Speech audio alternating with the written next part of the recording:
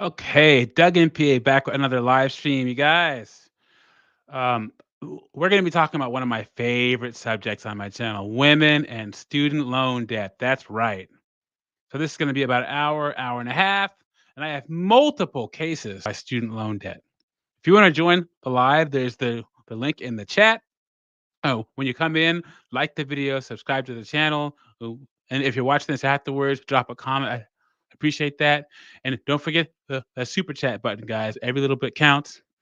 So I'm going to start this live like I do on all my women in debt videos. Guys, a woman's debt should be a disqualifier for serious consideration for relationship or marriage, guys. Do not date a woman with a bunch of debt because her debt is a reflection of her decision making process or lack thereof, guys. Tell me I'm lying. I implore you. And you also have to have the conversation. If you're getting serious with a girl, you start sleeping together and stuff, you think that's going to be serious. You need to look at her finances. Is she upside down on her house? Does she have over $100,000 in student loan debt? You got to have these conversations. Okay. Telling you, her debt can it's paramount that you learn about her debt. Your mental health and financial health are at stake. So we're going to start off as did you know that there are colleges in the United States that are getting up to $100,000 a year in tuition? That's right, $100,000 for 1 year, guys. 1 year. Check out this video. I'm going to share real quick. And once again, thank you everyone for joining me on this Sunday. I really appreciate it. Look at this. Some private colleges and universities now charging nearly 100,000 for tuition and other expenses. Guys, tell me, why would you pay 100? Why would you go?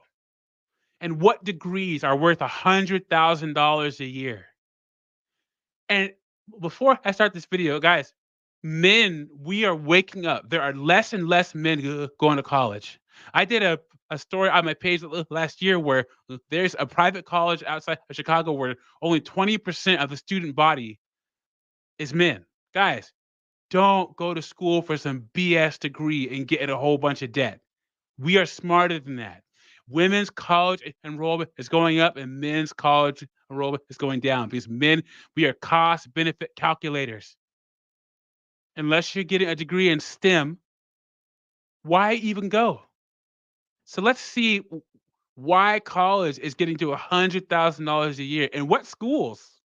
Give me a sound check, guys, in the chat, and make sure that you can hear this. Okay. This morning, sticker shock for students and parents. For the first time ever, some private colleges and universities are now charging nearly $100,000 for tuition, housing, meals, and other expenses per year. $100,000. That's insane. And let's say you get a letter in the mail. Oh, I'm going to Vanderbilt, and they send you the cost. Why would you even accept to go? I would not be here if we're not for the scholarship. It's an outrageous amount of money. USC is charging $95,000. The University of Pennsylvania, $92,000. Boston University, $90,000. Look at that. So USC, $95,000. University of Pennsylvania, $92,000, and Boston University, $90,000. Oh my God. Oh my God, you guys. We're heading toward a increasingly caste system of those who can pay and those who can't. And this year, delays in financial aid notifications are posing an extra challenge for students trying to pick which school to attend in the fall. Technical glitches with the more simplified free application for federal student aid, or FAFSA form, have left millions of students in limbo, waiting to hear how much aid they'll receive. The FAFSA form was not available in October. Hopefully this is giving them time to rethink the decision of going to these expensive schools. If FAFSA is messing up, that's them probably just trying to tell you something. Don't go. Promised instead end of December.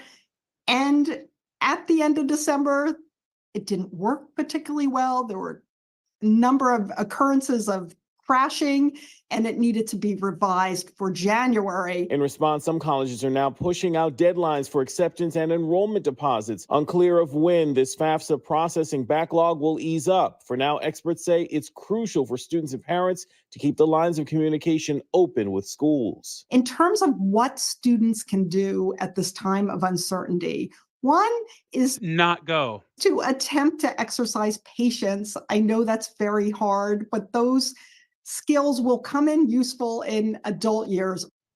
Hi, everyone.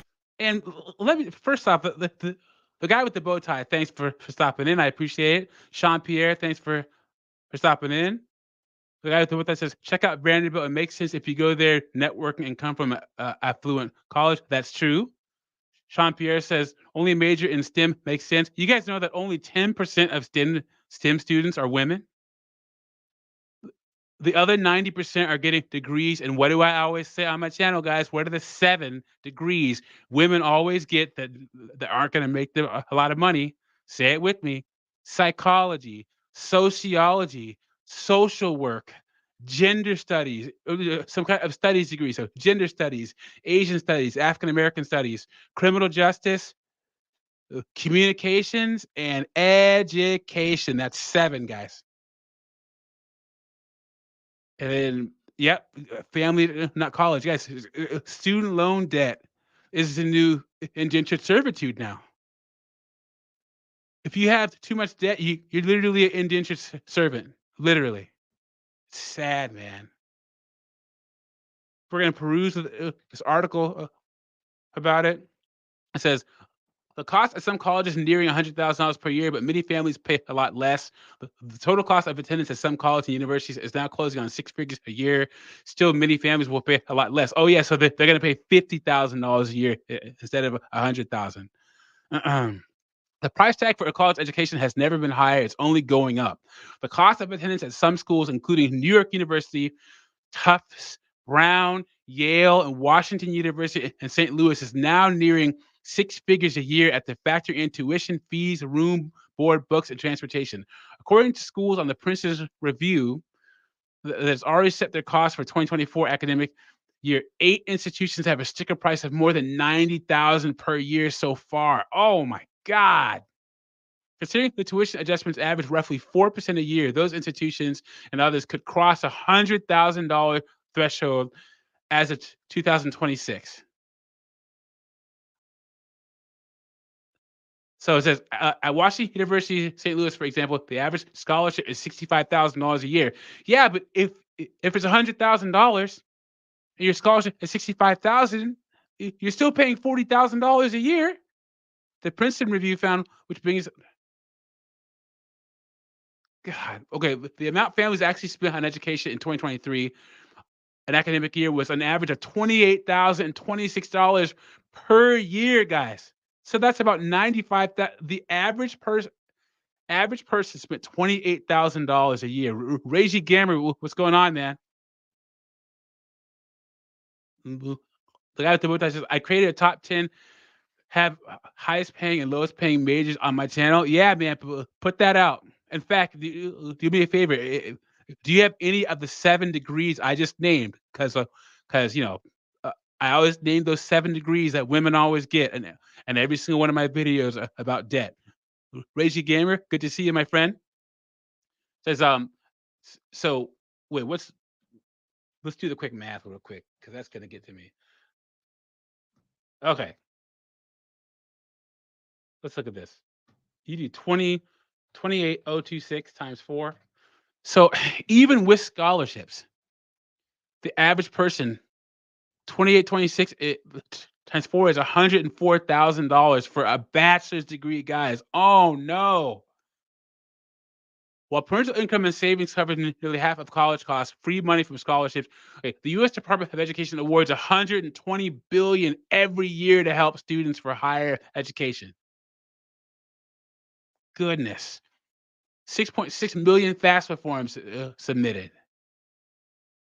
In total, the high school class of 2022 left an estimated 3.6 billion of Pell Grants. So that is the current state. That's where we're at, you guys. let's get into our first case of women who are getting crushed by student loan debt. Now, this is a young lady who lives in Houston. She has a bachelor's degree in sociology and a master's in education, and she lives in Houston. She makes $55,000 a year as a school counselor at a university, and then she does DoorDash and she does freelance writing. She's 40 years old, and this is what women would rather do besides partner with a man. You guys ready? Let's go for it. So the American dream is that you get the education that you need, and then you go and get a stable job, you buy the house, you buy the car, you get the 2.5 kids. So she said the American dream is everything, except she didn't say anything about getting married and having a husband. But the reality, And hey guys, you know what? I'm black. I can say it. If you see the headline, 40-year-old, because let me show you this headline. 40-year-old delivers for DoorDash to help pay down her $100,000 student loan debt on top of her full-time job. Guys, I'm black. I can say it. When you see this headline, what race do you think you see when you're watching this video? Yeah, exactly. reality is that in some situations, especially those who graduated during the Great Recession, is that we had a delayed start to that, and we had to figure out how to make adjustments in order to get there. Now, guys, Doug and PA, I'm 43 years old. I have a bachelor's degree and a master's degree. But you know what I did? I got a bachelor's and a master's degree in two things that count, that pay, that matter. And you know what? I got my bachelor's degree in 2006, right when the Great Recession started. If you have marketable skills and a marketable degree, it doesn't matter what the economy is, you will still thrive. Version of the American dream is just to be debt-free and live life on my own terms. My name is Once again, not getting married, not having a husband, just being debt-free and living life on our own terms. Nita Leslie. I'm 40 years old. I live in Houston, Texas, and I make $65,000 a year working 3 jobs. 3 jobs, you guys. 3 jobs.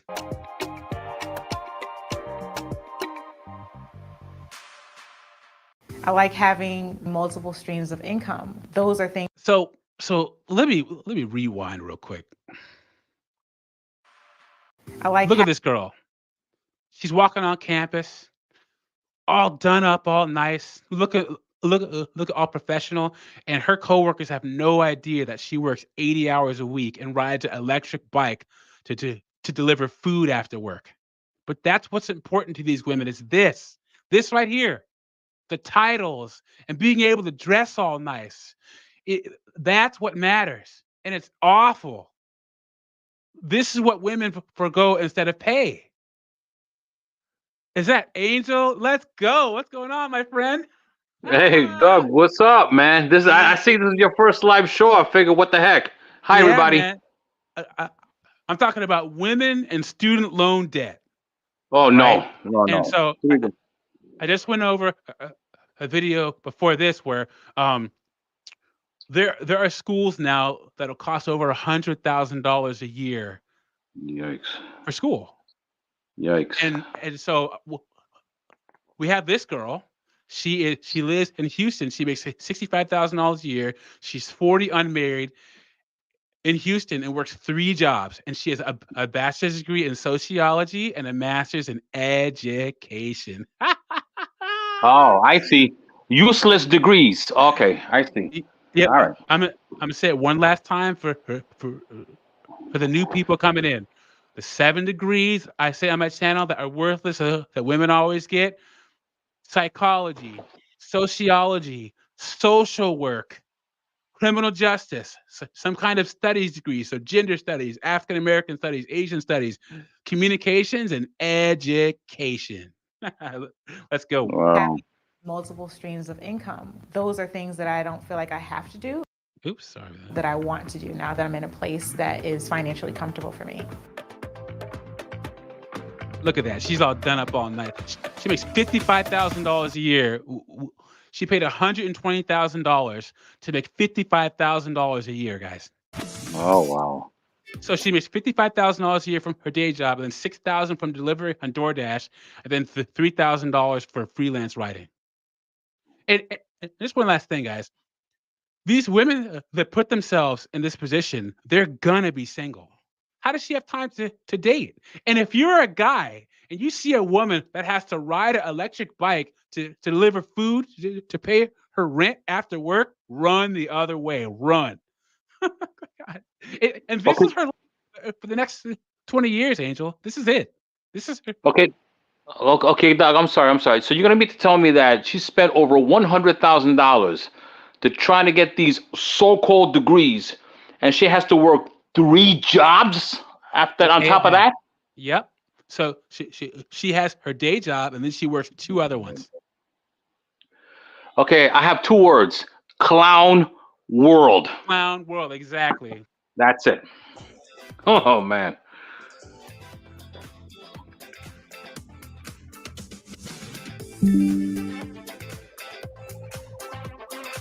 So I started my financial journey by My financial journey, women. picking up DoorDash as a side hustle to pay down my student loan debt.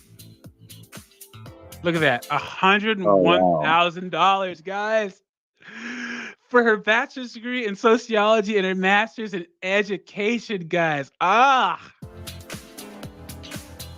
knew that DoorDash wasn't going to make me rich by any means, but I really enjoyed the idea of working on my own time instead of having someone dictate to me when I needed to start working, when I needed to stop working. Or how about you get a better day job? How about you change careers? How about that? How about you learn how to code? Isn't that what they were saying a couple years ago, Angel? Learn how to code. Remember that? Yeah, exactly. Doug, I just want to say this though. If she's working 3 jobs, wouldn't it have been better for her to just forget about college, work the 3 jobs? That way you can still have money put away and not have to worry about debt. I mean, if that's the case. You know what? I always say, because it's like 70% or 80% of women that have a master's degree are over $100,000 in student loan debt. If you're a guy and you're making $50,000 a year, or $40,000 a year with no debt, you meet a woman who makes $80,000-$90,000 a year with $100,000 in student loan debt, you are worth more than she is. Yes. Okay. Debt counts, guys. You're Yes. gonna meet Yes, it does. a lot of women who make a lot of money, but it's all gone. It's going to Uncle Sam. Avoid these women at all costs. That's true. I have Yeah. a 4.9 customer service rating, 100% completion rate, and I have over 8,000 deliveries completed. Yay! Wow. Woo! Wow, that's a lot of deliveries. Wow. One time I was doing a delivery to a restaurant for a customer, and when I walked in, I overheard what looked like a grandmother was talking to Pyro, you want to come in, but it says your device is not connected. So drop out and come in again, okay? her grandchild, and she made a statement under her breath, and she said, make sure you get a good education so that you don't end up like that. Oh! Sheesh. But you know what? She said a good education. How about, like I said before, why don't you get a degree in, biology, computer science? I have a degree. I have a couple of degrees in public policy, but not some garbage where you're having to deliver pizzas at night. That really took me back a little bit, because I was actually doing DoorDash to pay off my student loans, to pay off the education that everybody told me I needed to get. At the height of the pandemic, that's when I was really doing the most amount of hours with DoorDash. I was doing maybe 4 to 5 hours after work a week. Every day, 4 to 5 hours of DoorDash. Every day, guys. Yikes. And so that equates to about maybe 25 to 30 hours, including the weekends that I was also putting forth. Look at that. She made $72,000 working at DoorDash delivery from 2018 to 2022. Hey, you know what? I'll give her credit for that. I mean, that's a lot of money. It's just a lot of time, too. Yeah. That's what it is, though. I mean, she would have been better off just doing this instead of just wasting her time with a useless degree, spending $100,000. Though she could have used that money to put away to, do what she has to do. But I don't know. Maybe I don't know. You got I it. don't know. Bam from the Republic of Palau. Thanks for being here. He says, just go to community college if you really want to go. 100%. Carlos X in the house. Good to see you, my friend. He says, wow, a double waste, 100%. Yeah, that's true. Her guidance counselor is a sadist. Oh yeah, it must be. And Reggie Gamer says, stereotypically, women don't go into computer science, so no coding from them. Let me say one thing about this whole. Still to this day, computer science, engineering, STEM, it takes a certain kind to get STEM degrees. The nerdy kind of socially awkward type, still to this day, right? And have you guys ever met a woman that goes into STEM? She has the same social awkwardness that the guys have. And if you're a woman who wants to go into STEM, none of the guys are gonna like you because you're socially awkward and probably don't know how to dress, and you're probably not that attractive. And then you don't get the social proof from women because women don't like the fact that you're socially awkward either. So it's a double-edged sword for women in STEM. Tell me I'm lying. Pyro, good to see you, man. How's it going? I'm good, man. Like, how you doing? I'm good, man. Talking about one of my favorite things, women and student loan debt. Let's go. Oh, my favorite. Oh, of course. Good to see you guys. So just a quick catch up. This woman has 3 jobs. She has a bachelor's degree in sociology, a master's in education. She makes $55,000 from her degree as a school counselor. Then she does DoorDash and she does freelance writing. She's 40 years old, single. She doesn't have a dog yet. Not yet. Not yet. All right, let's keep it going. DoorDash kind of opened up other pathways for me to make money, and freelance writing was the second. Or you could get in a relationship, find a guy, and get married. There's that. Actually, she's 40, so that's probably out the window. way I started to make money.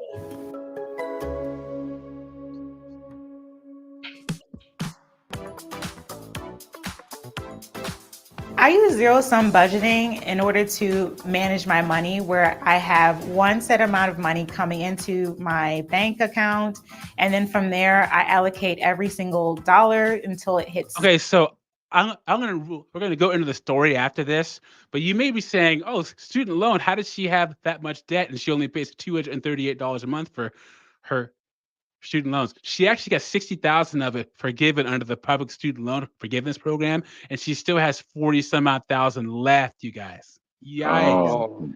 Oh my God. Yep, this is modern women right here. So pay close attention, guys. Doug MPA just moved from Washington DC area to the south, and one of the reasons why I had to move from the DC areas, I'd be sitting across the table from these professional women that are just saddled with debt. You guys. Saddle with debt. Don't deal with it. No. Zero, so that I understand where every expense came from. I pretty much wake up at about 4 o'clock in the morning to get to my gym class at about 6 o'clock. It's really important to start my day at the gym because it's the first thing that I can get to do in the morning without any other obligations. And it allows me to dedicate the rest of my time after work towards doing DoorDash. You know what's sad, guys? So you may be thinking, she goes to the gym a lot. It doesn't look like it. But for Black women, she's actually in pretty good shape. In Houston, True. she's in really good shape for Houston. Am I lying, you guys? You're not lying. No, she looks nice, though. She does. She looks nice. She does. Yeah. Especially for being in the South. My side hustle. True.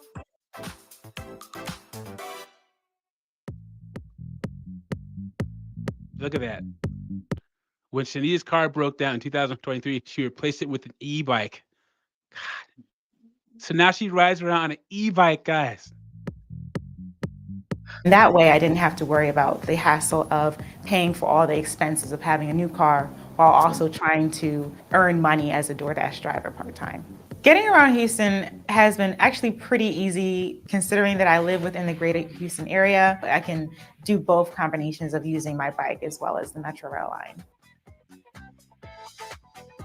And here it goes, guys. She has around $1,000 in savings. You guys know that 50% of Americans have $500 or less in their savings account. Right. About 26% That's have terrible. That's have like 5,000 to like have 500 to like 1,500, and then only like 24% of Americans have more than like $1,500 in their savings account at any given time, guys. Isn't that crazy?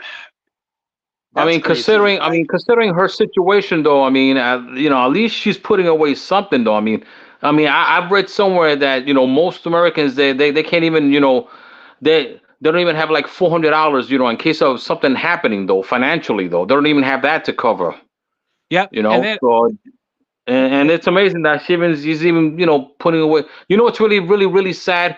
It has to take something like this in order for her to become a productive person. Yeah, exactly. This is what I'm talking about though, because if it wasn't for her going to college, if she didn't have to go to college, she could have done this. She could have put a lot more away. She could have been able to do that, and then with a budget and everything else, though she could have been a much financial. But it's that's and how women. Also, why didn't she just become a teacher?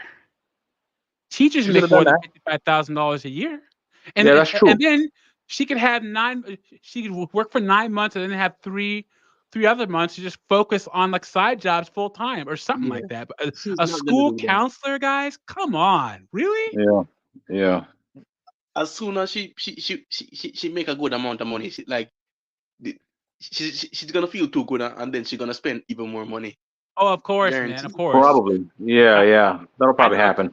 The best thing I've heard women do, because men will bust our butt and just watch our savings account grow. Like when you're having a bad day at work, you just log into your bank account and see it stacking up. But women have to spend it. So the cheat I've heard is a lot of women will put their savings in a CD. Okay. So if you put it into a CD, you can't touch it right away. You have to wait for it to roll over each time, because it's a high saving interest account. But the problem is you can't access it right away. You have to wait for the next rollover period. So right, or you get penalized though for that though. Yeah, I think 6 months or a year or something like that. It depends. I think one of those. Yep. So I do intend on growing that emergency fund after I have fully covered all of any remaining debt that's left out there. Now, so she's 40 years old and has $96,000 in retirement. Now, that's not bad, but what does St. Kevin Samuel say that how much you're going to need to retire comfortably, especially women, because women still live 7 years longer than men. $1.5 million. So she has a long way to go, man. Way to go, yeah. More. Yep.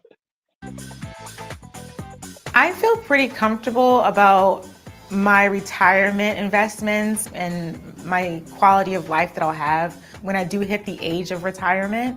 I think I'm saving pretty reasonably considering the amount of student loan debt that I was also paying off simultaneously. And the thing about it is she's not a bad looking woman. Nice lips, right. Natural hair, nice shape. Yeah, she's pretty. She's pretty. How did she end up in this position where she's alone, getting crushed by debt? How? Yeah. Like MPA, like how old is she? 49? 40. 40. She not doesn't bad, really bro. look 40 to me. She look at least like 32 or something. At least 32 or something. Yeah, it could be. Yeah, nice teeth, well put together. I don't get so just It's the debt. she must be a demon in a relationship, guys. She must be an absolute demon. Come on. Yeah, could be that. Okay, so $1,250 for rent's not that bad. I have a lot more flexibility in my budget. Oh wait, just real quick. So banned in the Republic Plow, you live in Canada, man. Oh Wow. no. Canada Wow. and Australia are like the freaking feminist wastelands, man. I feel bad for all the brothers, all of our brothers in Canada and in freaking Australia. You guys got it Ooh, rough out there, man. Yikes.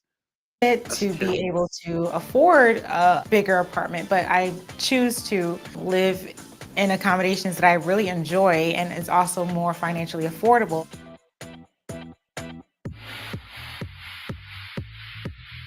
Okay, so 270 a month between dining out and groceries. That's not that Yeah, bad. that's not bad. That's not bad. No, that's not bad. It's, That's good. you guys know that the average professional woman spends more on consumer goods than the average family of four does. Isn't that Yeah, That's crazy? I believe that. that's crazy. Yep. How are you eat? Like, what are you eating? Yeah. It's called eating out every single meal. And then women will get together and drop $100 a plate on a Sunday brunch with endless Wow. mimosa. When you get a bunch of women together at a restaurant, yeah, they do damage, man. They do Um, damage. Mm.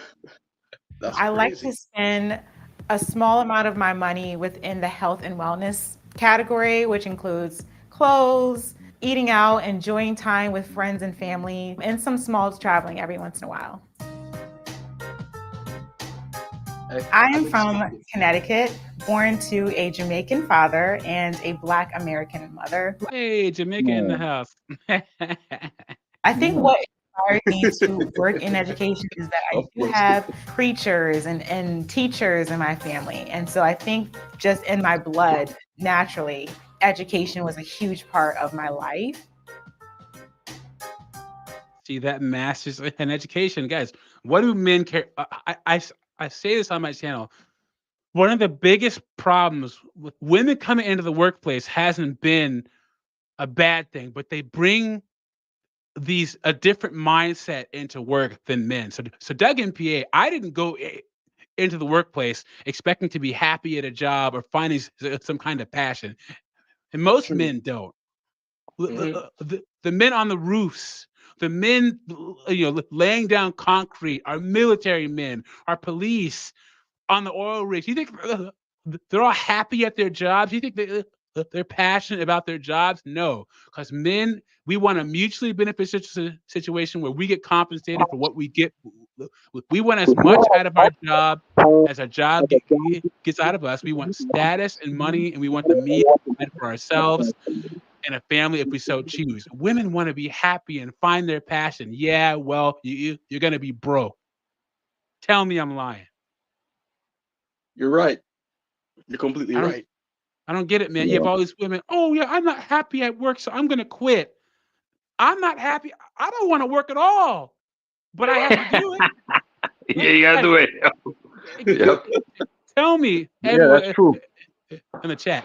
In fact, let's go around the table. If you got $4.5 million out of nowhere, tax free, what job would you do with $4 million?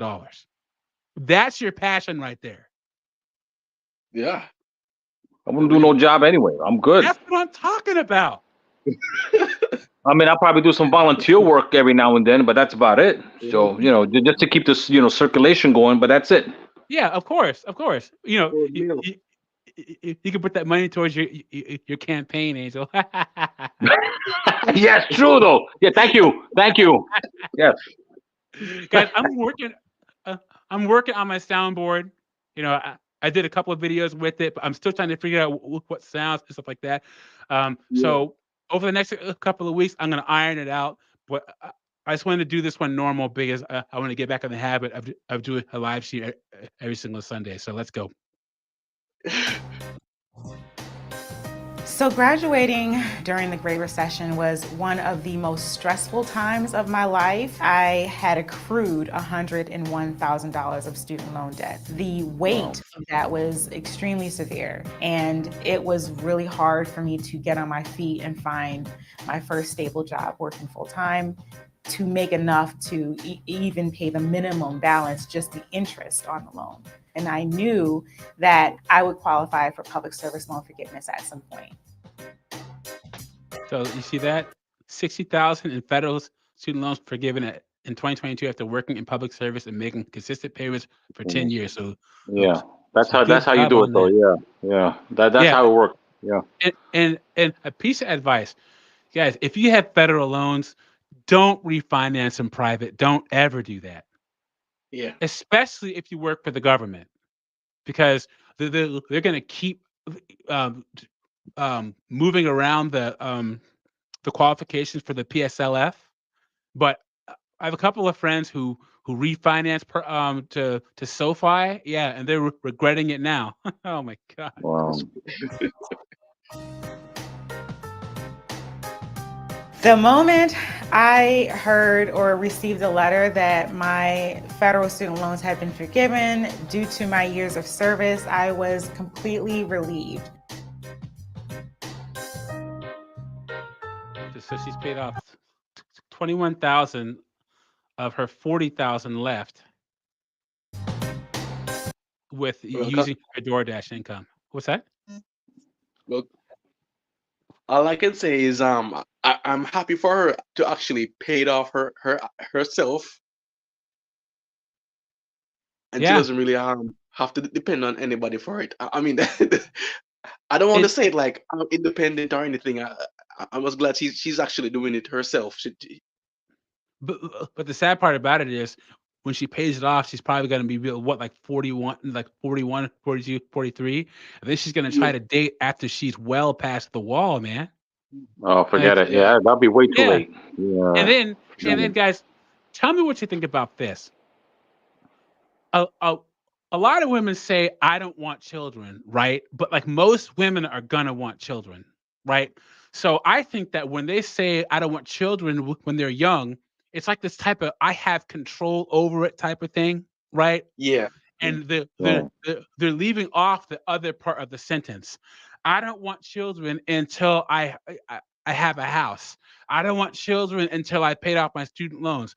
I don't want children until until I've been to Italy and France and Argentina. I crossed everything off my list, and then they're going to want to have kids. But the problem is you're going to make this woman 41, 42, 43 before all your stuff is paid off and everything on your list is checked off. And then what? Yeah. What's she going to do, Yeah. guys? Hey, You really can't do anything unless you're that one guy who's not really like a guy who can't have kids himself. Mhm. If you get what I mean, Yeah. it would make sense. Yeah. Yeah, but then you still have a 42, 43-year-old woman who's probably stuck in her ways and will give you all sorts of hell in a relationship, though. Yeah, that's true. Yeah. I mean, Yeah. because once again, she's 40 years old, she's attractive, and she's single. So that's telling you something. True. So she has $18,000 left. I decided to avoid having any credit cards. I haven't had the best history with having a credit card in the past. There it is, guys. You hear what Mhm. she said? Let's hear that one more time. Had the best history with having a credit card in the past, and I want to ensure that I kind of have a strong footing of where I am financially before I decide to take that route. What does that mean, guys?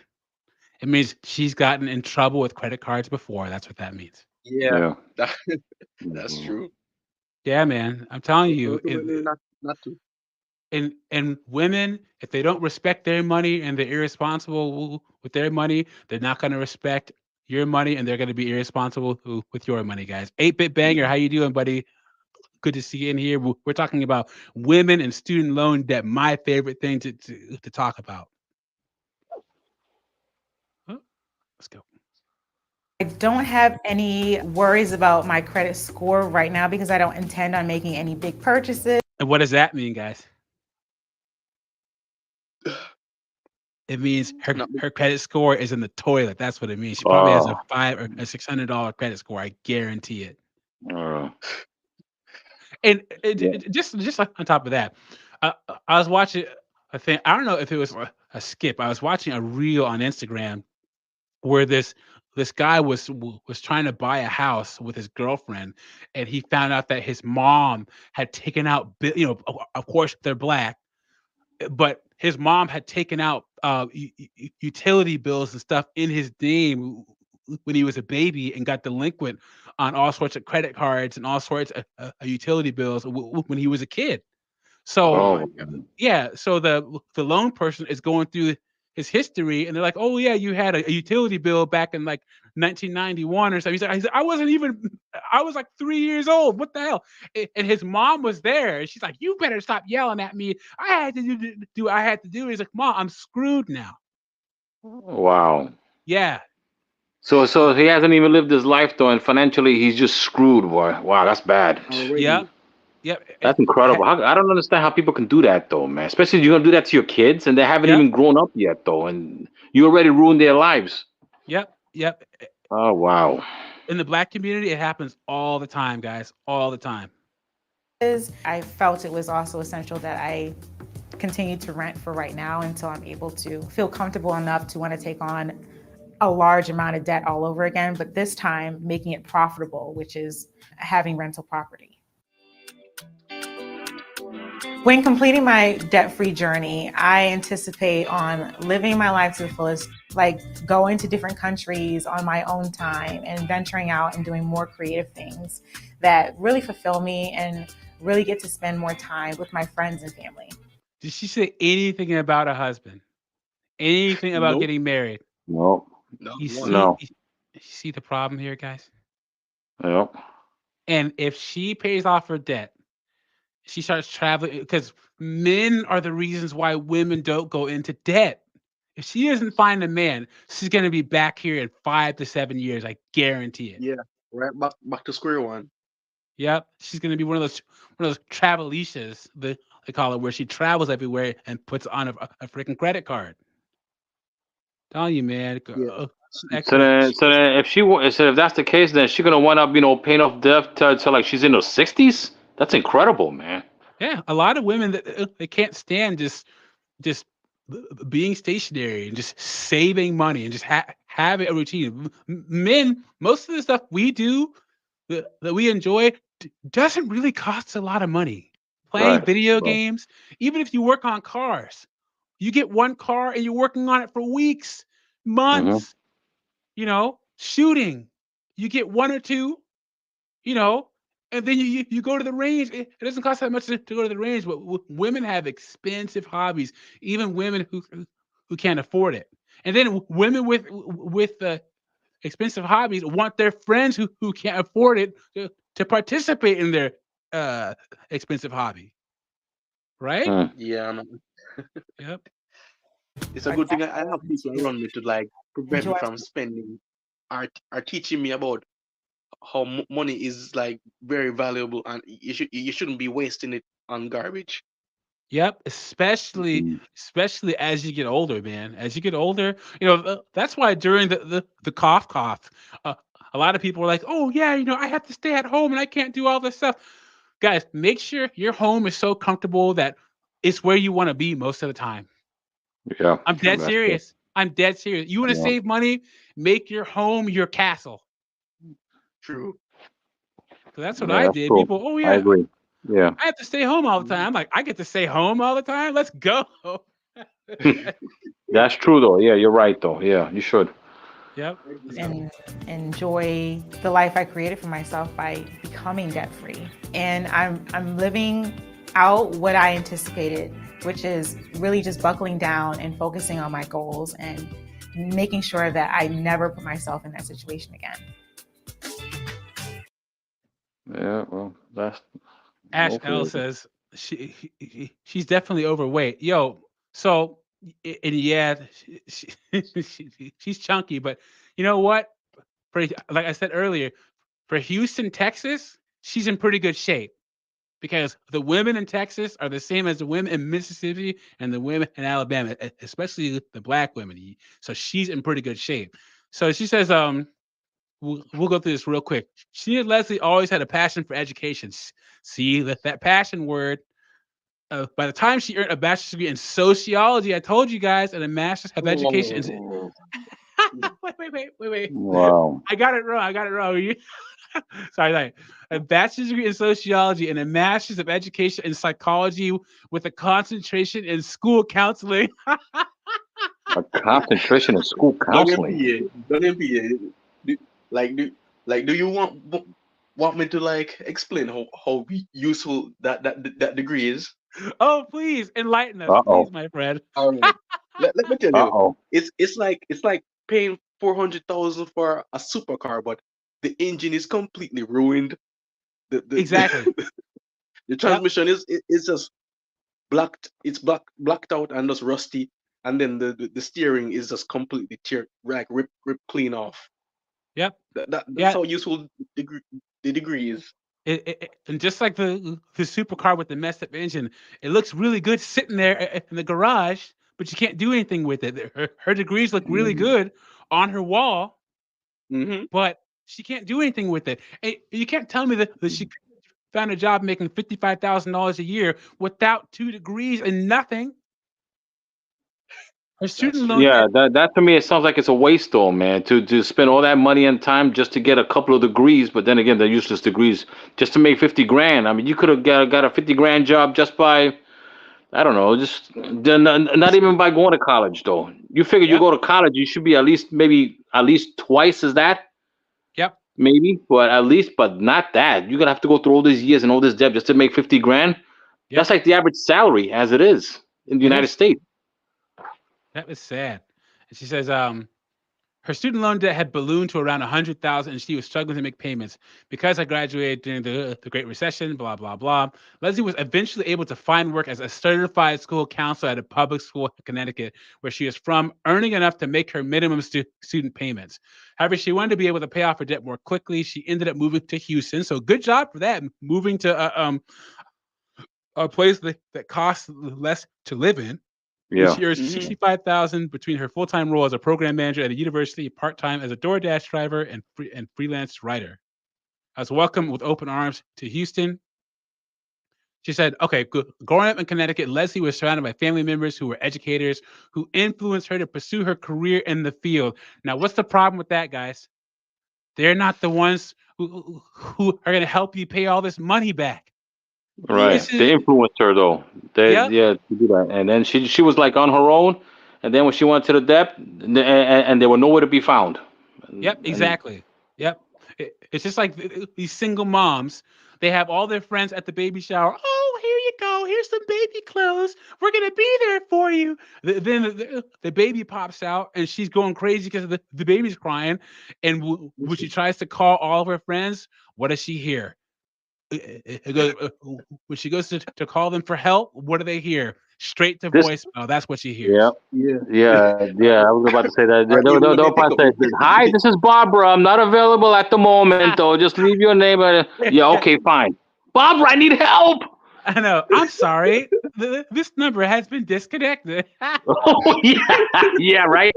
Or what's that? Message WA. Remember that message? But it says, however, this is the key, guys. However, she didn't factor in how much she would be able to earn working in education compared with the student loan debt she would need to take in order to gain the proper credentials. She said, this is the key right here, guys. Wow. Pursue your passion. Make a difference in these child lives. You should be trying to make money. Money comes first. And one thing in the Black community that we're missing in other communities is other communities make sure that their house is together first before they start helping other people. We have too many Black people, particularly Black women, who want to save everyone but themselves. I have to save the community. I don't know how this place would run without me. I have to save the young kids. But your personal life is a mess. Where's your husband? Where are your kids? Yeah. Steve M, good to see you, man. Matt Timo, good to see you guys. Make sure to like the video. If you haven't subscribed, please do and hit that super chat button. I'd really appreciate that. Thank you for being here today. Now, take a drink every time you hear the word passion, guys. I was always following my passion instead of really thinking logically about the career field versus income. Education. Education is one of those few fields where you need a high level of education versus the amount of money that you will be compensated for. And if you knew this, what did you go into education for? Why? There's literally no excuse, guys. You can Google, how broke am I going to be as a teacher? You can Google that now. How broke am I going to be with a bachelor's degree in social work? It's mapped out. They've done the numbers. They've done the stats, and women choose to go into these fields anyway. No, that's stupid. Very stupid. Yeah. Although Leslie has been chipping away at her student loan debt for about 15 years, she says it's been worth it in order to pursue her what, guys? Her passion. Passion. Yeah. We're going to get wasted by the time this article's done, you guys. Get it, bro. This is passion. My passion is making the most money as possible and living the most comfortable. You got it, man. You got it. Yep. I'm telling you, my dad told me, he's like, look, work is gonna suck a lot of the time because it's work. Do your best to make it suck less. And a lot of times work sucks less when you make a lot of money to work. True. So then she says, this is the work that I love. I love giving people information that I didn't have. So it says, at the end of the 2017 school year, Leslie's district underwent massive layoffs and her school ended up closing, prompting her to move to Houston. She had family in Texas and knew the cost of living would be cheaper than Connecticut. She landed a job at a charter school. A year later, she was offered a job as a program manager at a university, which she still holds. Luckily, she was in the PSLF program. And then she only had $40,000 left. So she made $72,000 to living with DoorDash between 2018 and 2023. And then she bought a pre-owned car, but it came with even more debt. Okay, so the amount she earns each year depends on how many hours she worked. When she began in 2018, she earned $6,324. By the next year, she had more than double her earnings to nearly $18,000 in DoorDash. I got to give her a round of applause doing that, man. Holy crap. That's true. Yeah. That's great. A lot of hours though. Yeah. At one point, she was working an average of 30 hours a week through DoorDash in addition to her full-time job. When she should just change careers, man. Change careers. You can't tell me that a school counselor is the only job that she can get, or she can't get something making more money than $55,000 a year. Right. And yeah, and Ben in the Republic of Palau said it. So she makes enough money to pay it off and instead got more debt for a new car. You got it. Yeah, Matt Dimo says the best skill to have is math. Exactly. So she only has 18,000 left. Her car had problems, so she decided not to buy a new car. She had an e-bike, so now she drives around on an e-bike. Hey, AJ's here. Good to see you. What's going on? And thank you for the $1.99. I appreciate it. Thank you so much. And then it says, yeah, she saves on not having a car due to not needing to pay for insurance, parking, and other related. Can you imagine driving around a big city like Houston on a bike, guys? Oh my God. So this is all the breakdown of her spending here. And that's her working out. Anyway, so that's the first one here. Then, so this one girl was on Dave Ramsey. I tried to find the actual clip, but we're just going to go through the article. She says, a waste of money. This Atlanta woman racked up $311,000 in student loan debt for 3 degrees. Now she's and she's now stuck in a deep, deep hole. Here's what Dave Ramsey says is holding her back. I tried to find this clip, guys, but I couldn't find it. So we're gonna go through it. This is good. First off, guys, what do you think if a woman told you $311,000 in student loan debt? What would you tell her? She's an idiot. I would look for a door and run right at the door. That's it. I'm not saying anything though. As soon as I find out about that, I head straight to the door and I'll run for my life. That's it. Yeah. You know, and think about it is her student loan payments are probably like $1,850 a month or something like that. And one more thing, guys, women, this amount of debt, their criteria to date is even higher than women with no debt because they can't do anything outside of work. So any hobbies, they're gonna expect you to fund. That's why I'll be running. I'll run out of there. Oh, Mike says AJ sounds a little like Doug and PA. I was a little confused when I first opened this video. Mike, AJ and I are brothers. So I think that I have oh, that's what Mike said? yeah. I think that I have a deeper and manlier sounding voice myself. I'm also taller than him too. So yeah, I hang that over his head. I'm 6'3.5", and AJ is like 6'2.5". Yeah. Oh. So yeah, I lowered that 1 inch over him all the time. I'm taller than you, dang it. But yeah, $311,000. This is going to college used to give you a leg up, but many college grads these days are finding they're leaving school having dug themselves into a big pit of debt and facing starting salaries that barely keep up with their living expenses. And you can forget about that leg up in the job market. As of 2021, 31% of workers with no more than a high school diploma earned more than half of workers with an associate's degree, according to Georgetown. And 28% of workers with associate's degrees earn more than half of workers with a bachelor's degree. It says, if you're choosing not to have these qualifications, it can be even harder to get ahead. Just ask Helen from Atlanta. Loaded down with $311,000 in student loan debt from 3 different degrees, Helen recently turned to financial Dave Ramsey. Ramsey's not known for holding back when he has an opinion, so he gave it to Helen straight. She's collecting degrees like a thermometer, and she needs a reality check. You guys ready? David Carmita, good to see you, my friend. How are you doing? Let's go. Guys, Dave Carmina, he covers a lot of political stuff on his channel, and he does a really good job. His analysis is really, really good. So if you're going in there wanting to learn about what he's covering, he does a really good job of breaking it down. So, go to his channel and have a look. Okay. He's been supporting me for a while. So good to see you, Dave. Good to see you, my friend. It says, Helen says that she has degrees in law.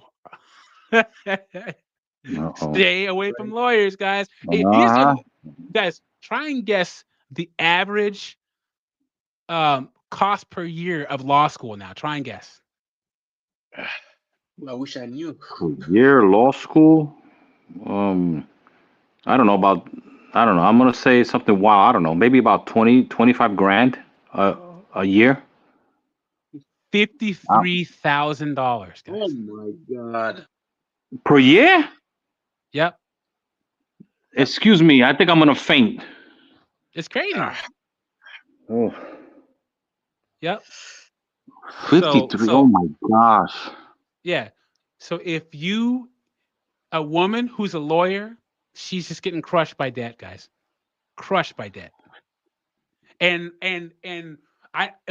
law is going to be one of those, like the medical field. Medical doctors are more than 50% women, and law is headed that way because I dated a girl one time who had this romanticized view. I'm going to be a district attorney like on Law and Order.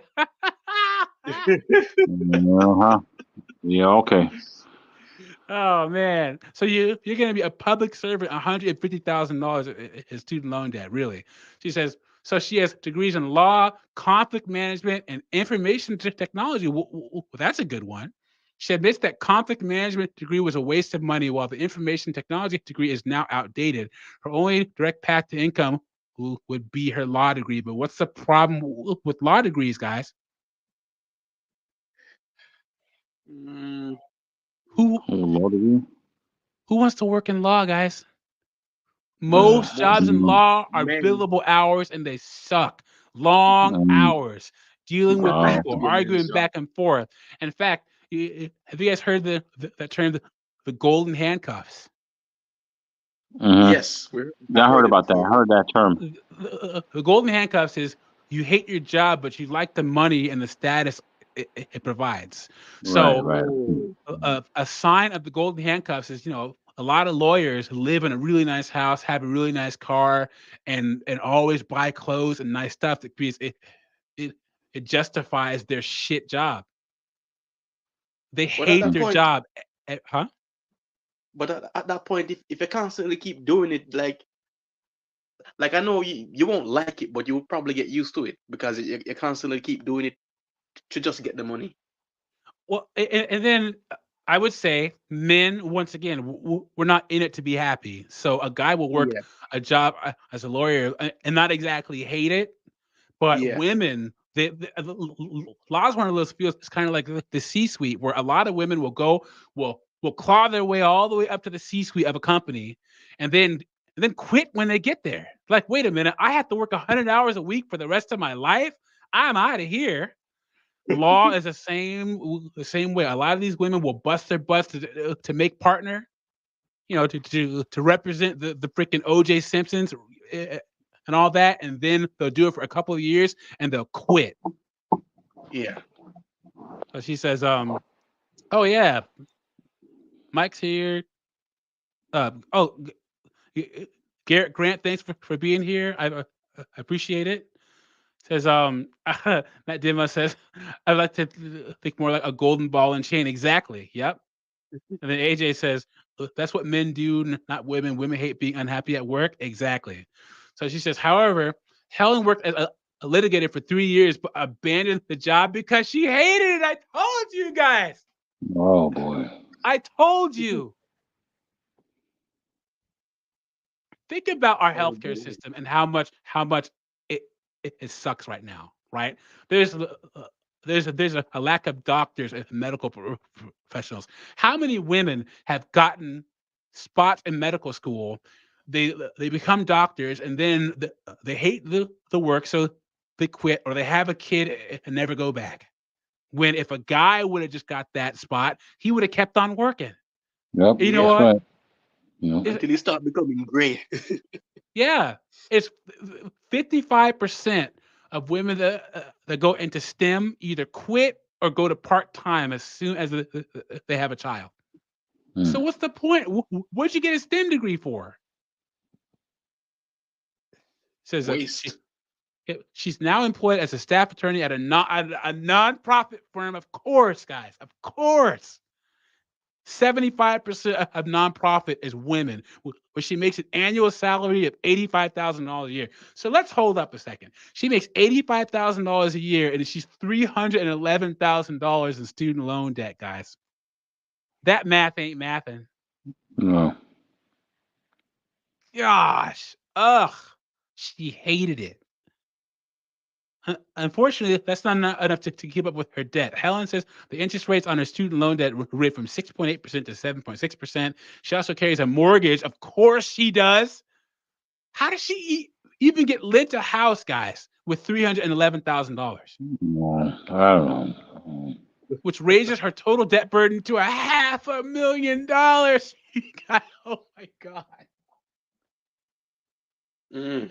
Well, okay, Doug, you know what it is also, you know what? I think maybe in the way women get this kind of leeway though, because they figure women, they probably naturally like to spend. So they figure, oh, she's a woman though. Well, she's gonna go get a house, she's gonna go get a car, and blah blah blah blah, all this other stuff, and she doesn't know any better about how prices are and work and try to haggle and all that. So you figure, all right, we just get her all that, and then we just keep taking money from her monthly. But You know, think about it, because women, they're gonna spend money as it is Yeah. anyway. she still has to sign on the dotted line, man. Yes, that's true. But it doesn't matter though, because they figure, okay, well, it's gonna be money well spent though. It's gonna be for me. I work hard for it though, and all this other stuff. So they figured, all right, good, sign the dotted line, go ahead, and then you pay $1,000 a month for your car payments, and but that's what they're banking on, because women like to spend money. But that's the thing about it. We That's true. can't break away from the fact that you still have to. They don't make you get a mortgage. They don't make you sign the promissory note on these schools. On my student loan debt, which got forgiven under the public student loan forgiveness, by the way, I had to sign on the dotted line, man.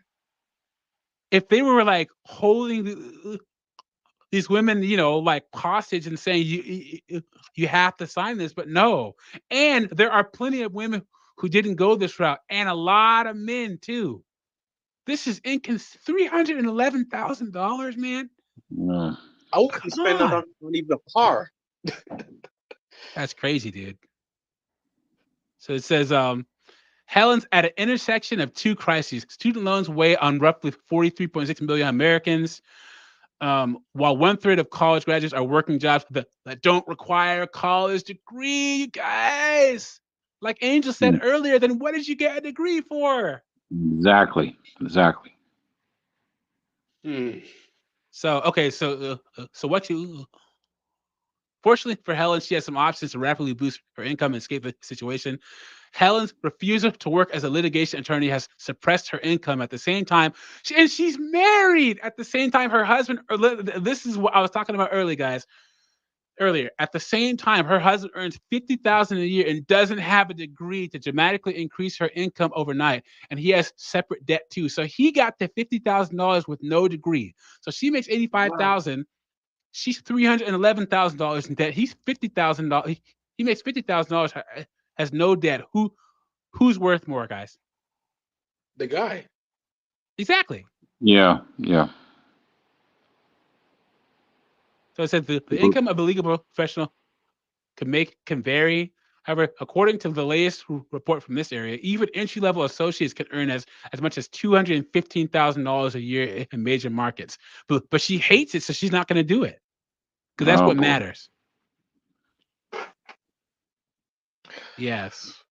Yikes, man. All right, so let me go to another video here. Is this one? Hold on 1 second. No. I have these all lined up, but 1 second. Okay, You know how long that's going to take for her to pay all that off? $311,000 plus the mortgage. You know how long that's going to take for her to pay all that off? That's incredible, man. She's never going to pay it off, dude. And she has a husband, so they're both screwed. Guys, make sure to like the video, subscribe. If you're listening to this after the fact, drop a comment, and don't forget that super chat button. I'd appreciate any donations to the channel. And let's see how a 30-year-old physical therapist with over $230,000 in student loan debt spends her money. Oh, wow. Look at this headline, guys. How is this possible? 300,000 sounds like a house money. That's house money. All right, let's see and this is what's out there, guys. These women are waiting for guys like you to save them from this mess. Oh, man.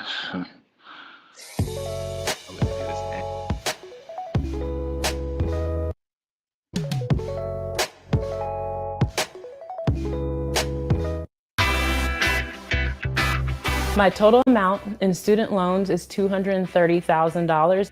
I don't feel great about having that large amount of debt, but at the same time, I don't let it hinder me in what I do in my life. Of course she doesn't, because, who would, here's the thing. Women will never go back in lifestyle to pay off debt for a family, for anything. guys, I don't know how old you guys are, but you guys remember those Jenny Jones and Ricky Lake shows?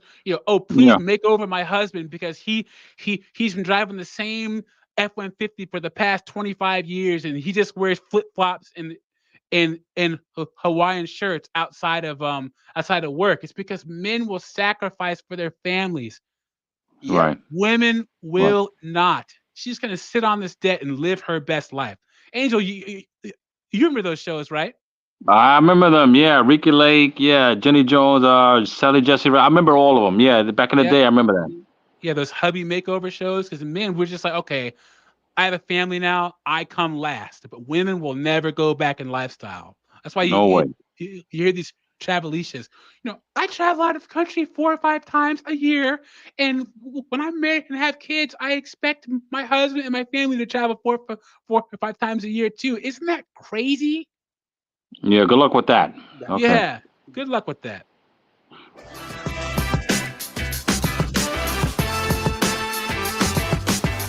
So she makes $100,000 a year in Atlanta, and Atlanta is actually an affordable market. So like Yeah. $100,000 a year is actually pretty good.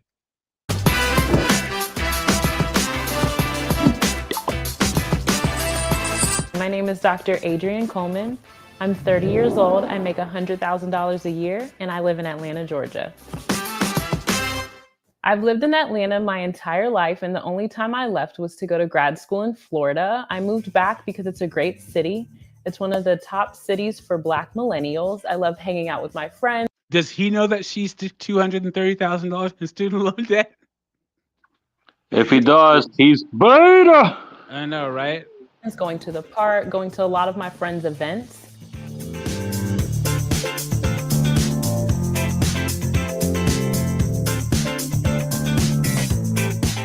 I have a full-time job that I work Monday through Thursday, and a job that I do PRN, which means as needed, that I would do Friday, Saturday, and Sunday. Since Corona started, I do not work at that second job because it is at a skilled nursing facility. So the contact of coronavirus is heightened because the patients do live there and they do not want people coming in and out of the facility. So I might do a live stream on just physical therapists, guys, because there are a lot of Steve. She has a DPT, a doctor of physical therapy. There are physical therapists online that are telling people that going into physical therapy is too expensive. So I might do a whole, because there are multiple physical therapists saying, don't do it. It'll cost you way too much money. When I was 15 years old, my mother was diagnosed with multiple sclerosis. After researching multiple sclerosis, they found out that physical therapy had the best benefits for them. That was not medication. It's funny because I treat my brothers and my dad more than I treat my mom. My parents are immigrants from Jamaica. They've been here since about the 19th. Hey, Jamaica again. I know. Pyro shows up, and all of a sudden, there's Jamaicans all over the place. What AJ always says, he always says, "Bumbo clot." I know, bumbo clot. Let's go. 80s, and they have taught me and my brothers a lot about money. We were given an allowance starting at a young age. I think it was about 6, and I had to sweep the kitchen. And if we did not do our chores, we did not get our allowance. I learned about personal finance through my mom and my dad, and yeah, a lot of good they did. $230,000 in student loan debt. Yeah, man. Who are in finance. My dad is very much so work very hard and then reward yourself with your hard work. So spend money on yourself, travel, buy nice things for yourself. But my mom, more so, she taught me about investing from an early age, asking for 10% of whatever we earned on allowance or our paycheck and putting that into account for us that we could not touch. My relationship to money has changed since I've grown older.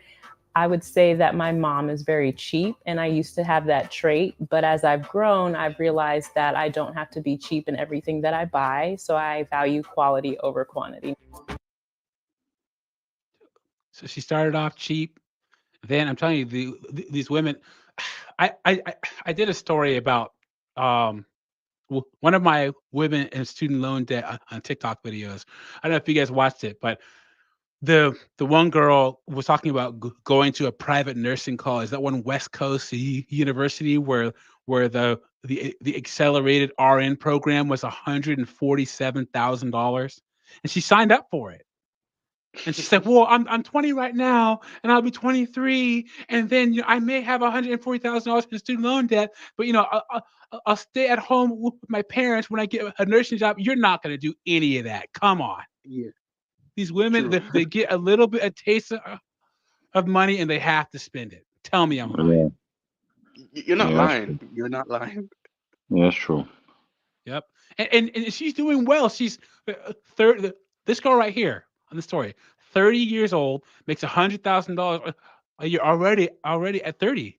She could pay this debt off, especially if she worked. I don't know what her boyfriend does, but if her and her boyfriend got married, moved into a 1-bedroom apartment, and she just focused on her income, she gave him respect and said, "Look, I really want to focus on paying this off." She could have that paid off in 2.5 or 3 years. I guarantee it. Maybe 4. But she's not going to do that. Of course she's not. Yeah. Oh, man. There it is. Support our friends. Did you see that? Oh, no. Adrian Why? also likes to support her friends financially. Oh, my God. You guys. No. Have you guys ever heard of the black tax? No. Nope. So the black tax is where one person out of the family makes it in a black family. And then, so that they go to college, make a good job. Then they have to pay, they have to help every single family member with money. Their parents, their mothers, mother, father, cousins. Yeah. Oh, I get it. Yep. Wow. Yep. And a lot of the black tax for modern single women are their friends, because women don't like doing. I mean, actually, a lot of women travel alone, but when they're in the United States, man, they have to bring all their friends with them. If they're going to Nobu or Ruth Chris on a Friday night, they're calling all the girls, even the ones who can't afford to go. Wow. Likes to support her friends financially. Angel, Pyro, have you guys ever had to have a financial conversation with a woman who was supporting, that you were dating, who was supporting her friends and family? Or like, you got to stop doing this. Have you ever had to do that? Or would you? No, because then more likely she'll probably just tell me, mind your business and I'm doing okay, or whatever kind of bullcrap she wants to tell me about, but I just leave it at her. But as long as we go out and she doesn't drag her friends with us, I don't care. Whatever, it's not a problem. You understand? So what would you do if you saw if you're with a woman who was spending too much of her money on things that didn't involve yours and hers relationship? You would. Well, a stupid mistake, and she should cut it out. Mm-hmm. Yeah, but then she'll probably say, I'll play devil's advocate. Then she'll probably say, "Oh well, I'm doing okay. Don't worry about that. I'm doing fine. I got a good job." But it's like I said before, the women, for whatever innate reason, they just have to go and spend the money. They need to spend, no matter what it is. Like with this, painted basketballs. Who's gonna buy painted basketballs? For what? Do they bounce? I'm sure they don't bounce. So why would you understand what I'm saying? All that. Yeah. Well, I mean, I don't know. I don't think they bounce. I mean, it looks painted and all that, but I'd rather just get a regular basketball and just play hoops, But other than that, I mean, that's what it is, and that's what these businesses are banking on, for these women to go and spend money on whatever. This is, I guarantee you, this is some kind of abstract art piece that she paid way too much money for. Yeah, it probably is. I mean, I don't like it. I paid like $250, $300 for this thing, and it's supposed to hang from the ceiling or something. Okay. I invest a lot of money with my friends by buying their art, buying their clothes, buying their body products. I even solicit them to help me with business decisions by using them for their graphic design, for website design, anything that I need. I try to outsource that to my. Oh yeah, Steve even said it, and it confuses me because women say they support each other, but actually hate each other. It's all supposed to be to cover their bitter, vindictive evilness. Yeah. Yeah, Yeah. and that's ridiculous. You know, that's ridiculous. I mean, supposedly they do all this stuff just to show. Oh no, we're friends. Let me show her how friendly I am. So let me go help her. But that's ridiculous, man. Just to flush your money down the toilet, as it is, though. You know, I mean, that's no good.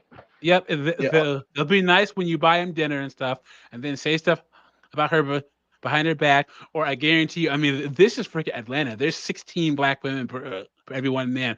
I wonder how many of her friends have tried to sleep with their boyfriend. Oh wow.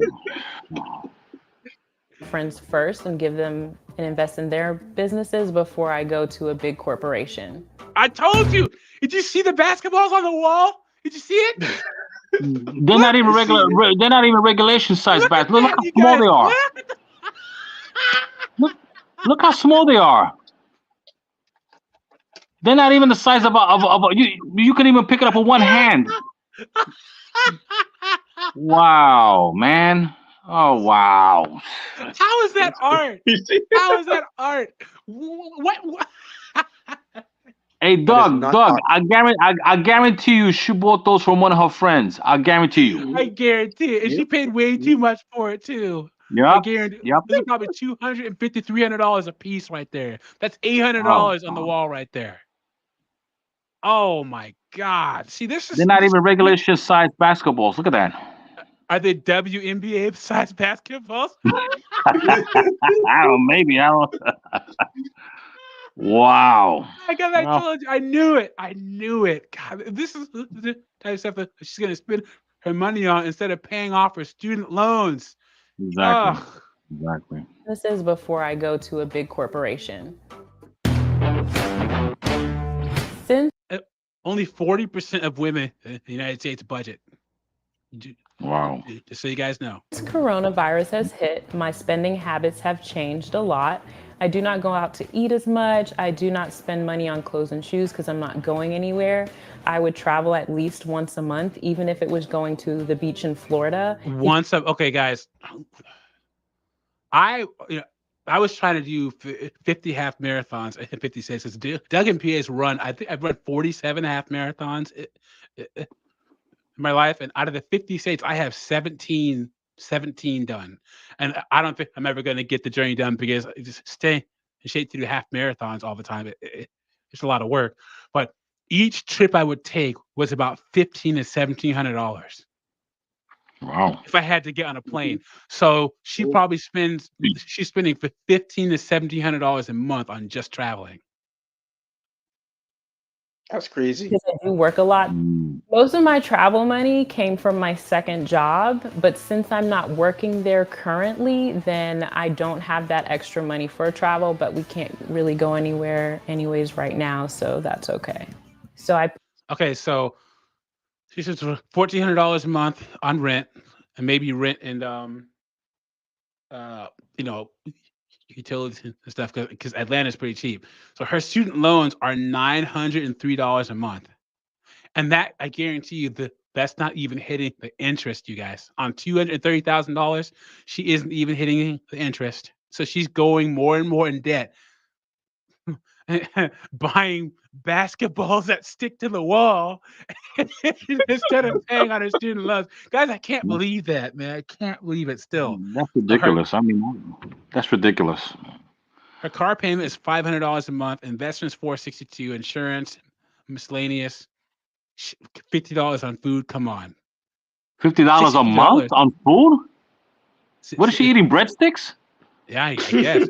Then $62 for a phone. Does she have a Cricket phone? What's going on with that? Probably Mint or something like that. It could be that. Yeah. But $50 for food. I mean, wow. What the world she eating? And she's only putting away for $400 a month. That's $4,000 a year. Yep. This is crazy. That's not good. That is not MGTOW good. Cowboy in the house. Good to see you, my friend. One Wait. of my original supporters in the chat. I hope that everything's going good up there with you. I think he's in Chicago and he's trucking and stuff now. Give us an update on how you do it in the chat. Just type it out, man. 'Cause I'm always hoping. I know that he listens to my videos and my live streams and stuff while he's driving truck. So good to see you, my friend. Good to see you. Good to see you, man. Put about $200 into a regular savings account, another $200 into a high yield savings account. I put about $420 into my 401k through my job, and they match that as well. And then I put about $20 a month into my own personal Roth IRA account. She only has $3,000 in savings and is working on building her emergency fund. She makes $100,000 a year and only has $3,000 in savings. But she was traveling once a month before the cough. Guys, it's crazy. Yeah, that's the problem. What's that? Go ahead, Angel. I said that's the problem though, because that money she spent on traveling. She could have put that away as it is for an emergency fund, or put more on paying off that debt. True. Yep. But these women, they have to live a certain lifestyle, guys, especially since she's Dr. Adrienne. And I guarantee you, she wants to live a lifestyle where all of her friends are like, oh my God, Adrienne's made it. She's so successful. She's this and that and stuff. Like, women have to peacock like that. You know, men are perfectly fine will not do that. Some of the richest guys walk around in freaking, jeans. Maybe they have a Patagonia sweater on and freaking, boots. You wouldn't even know how much money they made. Exactly. Women sure will let you know. Let me tell you. Coronavirus has changed my financial goals. I'm grateful that I still have my job, but in the event that I didn't, I wouldn't have been able to survive past about 2 months.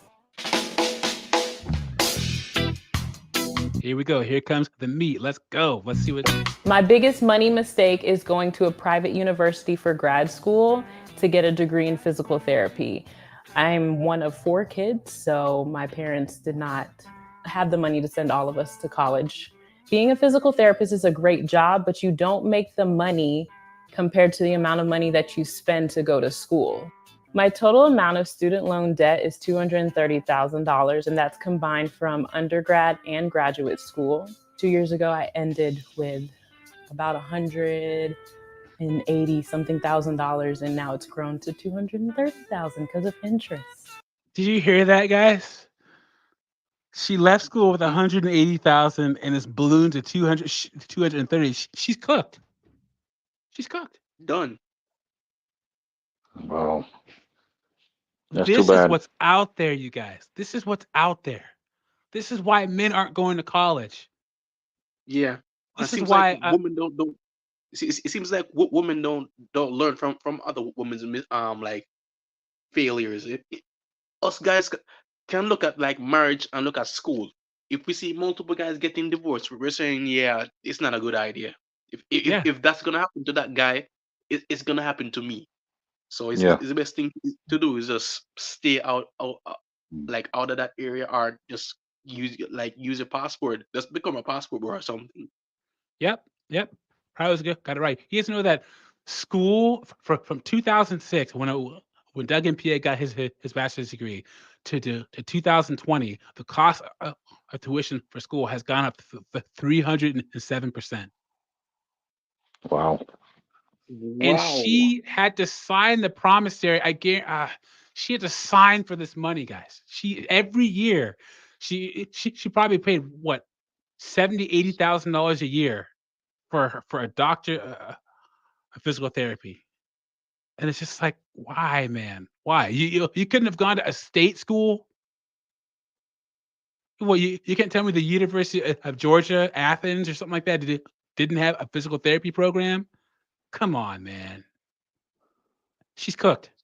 If she was smart, maybe she'd get a job at a physical therapist for a school district or something, so she can get the PSLF.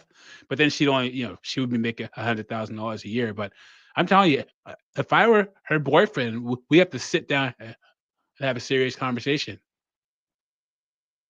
Because I mean, what's he gonna do with this? Nothing. Yep.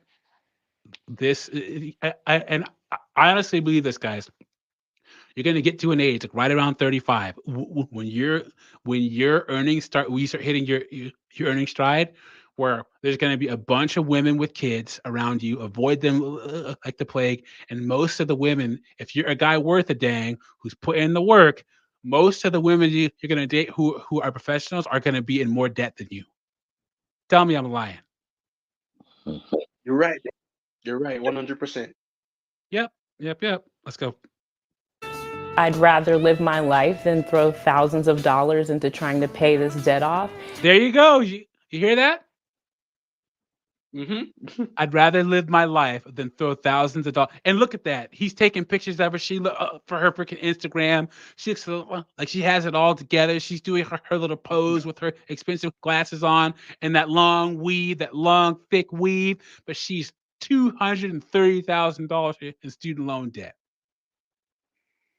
And there's a lot of people that take pictures on Instagrams. There, a lot of them are probably in the same position too. You know, oh look, I'm living the life and everything, but you know, then what's behind all this facade?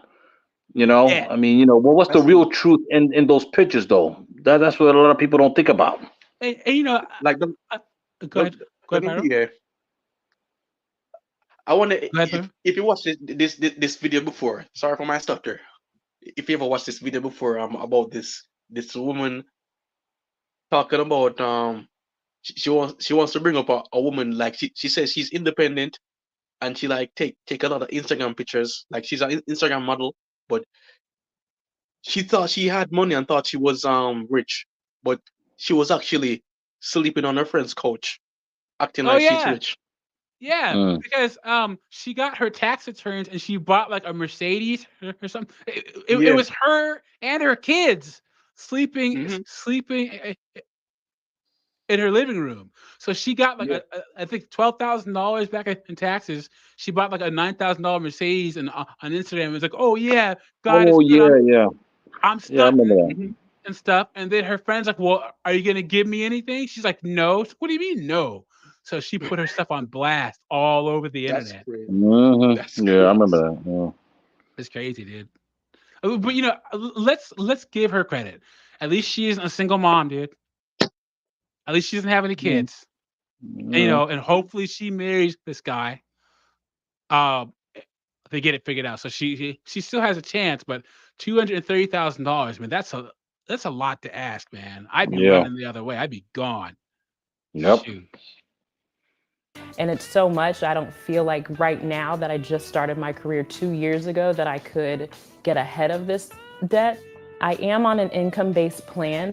I pay a minimum amount for 20 to 25 years, and at the end of that year, I am able to have my loans discharged, but I do have to pay taxes on the amount that is discharged. I don't plan on waiting 20 to 25 years to see if that happens. I do plan on creating things and making investments so that I am able to tackle that loan when I do have a little bit more money. Creating things and investments. Blah, blah, blah, blah, blah. Come on, man. What is she gonna do? Really? You know, another thing I read, you know that Gen Z is more susceptible to financial scams than baby boomers are. Yeah. Mhm. You want to know why? It's because they get on TikTok and Instagram, and these financial guru influencers give them bad advice. Yep. That's right. Yeah. Yep. So people think that the number one people getting scammed are your grandma with those Nigerian prince emails. No, it's it's you know, it's these young people trying to make these investments with people with no conditionals and trying to scam people. So I'm gonna shout out MGTOW. He says, I made $60K gross last year, my first year in trucking, $575 a month in rent, $35 in electricity, $15 for a Mint Mobile phone, no debt, car paid off. I live on $1,600 a month, banking the rest. See, that's what I'm talking about. Yeah, MGTOW that's how you do cowboy. it. Yeah, Yes. that's how you do it. Yeah, the first time I talked to him, he was getting his trucking license, and now he's freaking neck deep in it. Congratulations, my friend. Keep being a good example. Great job. Yeah. That's right. If anybody out there wants to be a physical therapist, please go to a state school because it's not worth it to go to a private school.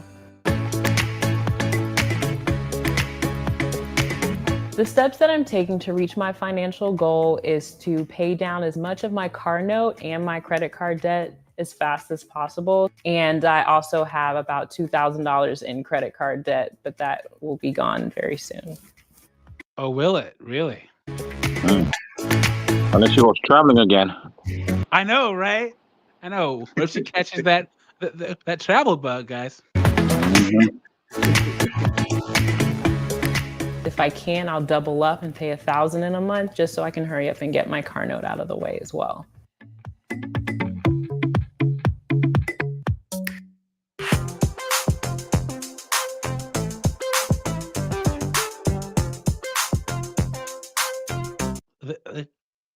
They bet on Facebook, guys. Hey, you might have to do Facebook dating. Might work for you. Oh no, guys! Online dating is such trash, man. Mhm. I'm Yeah. Yeah.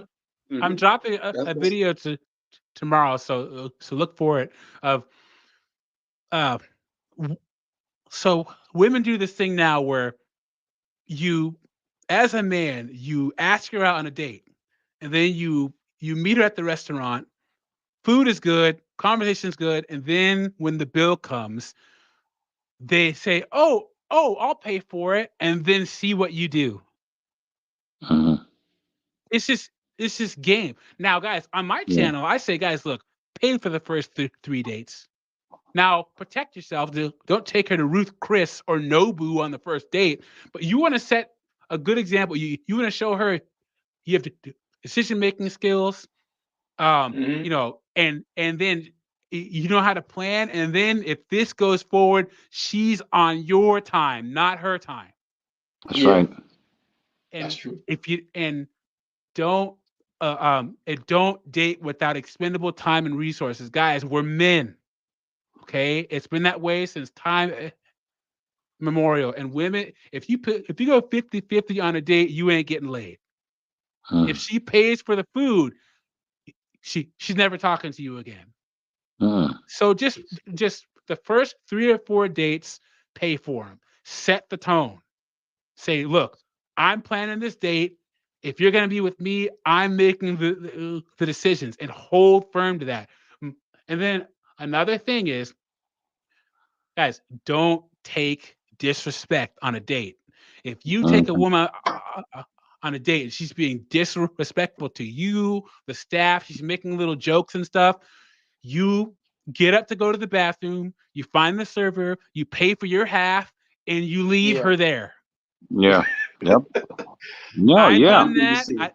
I've done that. AJ's done that. I'm telling you, man, don't be afraid. I've done it a couple of times. Pay your part of the bill and leave. Don't take disrespect on a date. Don't do it. And don't wait till the bill comes don't wait through the disrespect. Don't wait through the entire meal of disrespect until the bill comes. When the disrespect starts, give her like 1 or 2 strikes, and then wherever you're at, even if it's just a drink and an appetizer, you pay for your half and you leave. Minimize your loss. That's true. Yep. All you can do. Just take your ball and go. Yep. Let's Take your do ball that. and go. Yep. Sent me a message one day, and then I realized that we had mutual friends. And then he asked me on a date, and we went to the movies at Atlantic Station for our first date. Okay, My wait. boyfriend and I- Wait. Did you see this? So she's posing for the picture. And we went to the movies at Atlantic Station. Look at this dude. Was that her bag? I think that's his bag, but he has one of those sling over bags. I don't know, man. Oh. If Okay. Everybody's got their something, I guess. For our first date. But why is he scrunched over like that? Like he got something like a hernia or something like that. I don't know, man. I don't know. 7 years, and he is absolutely great. He does save me a lot of money because he buys all my groceries. Whenever we go out to eat, he pays for my food. Of course he does. Uh-huh. The truth is coming out. Yep. Oh no. Of course he does. Buys all my drinks. I don't spend a lot on gas because he drives me everywhere. And he even buys a lot of my clothes and shoes and bags. So that's pretty great. And he has the same philosophy about money that my dad has. So if you work hard, then you should reward yourself for all the hard work that you've done with either material things, vacation, or stuff like that. But he does invest too. He does day trading. And he's also a fashion designer. So he can make some of my clothes as well.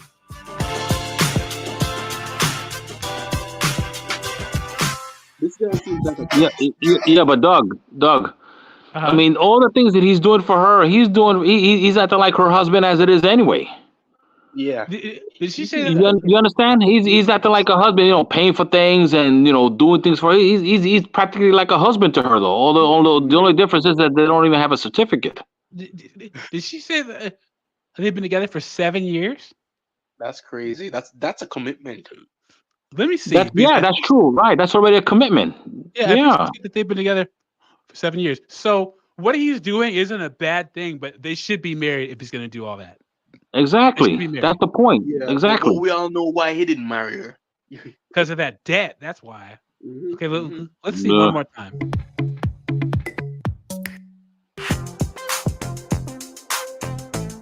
I think she said 7 years. He sent me a message one day, and then I realized that we had mutual friends. And then he asked me on a date, and we went to the movies at Atlantic Station for our first date. My boyfriend and I have been together for 7 years, and I told you guys, 7 years. Yeah. They don't live together, not married. I mean, like what? And they're going to move in together this year? Like what? I mean, I guess, why do you think he hasn't married her in 7 years, guys? In the chat, why do you think he hasn't married her in 7 years? He's probably waiting until she get rid of that crushing debt, because if not, if they're married, he's partly responsible for that too. Mm-hmm. That's the only thing I can think of. She's gonna expect him to pay that off. Yeah. He's already paying for the food and driving her around and everything else though. He's probably gonna say, hey honey, how about you go half and half on this though? I think that if that's the case, then you know what? 7 years, man.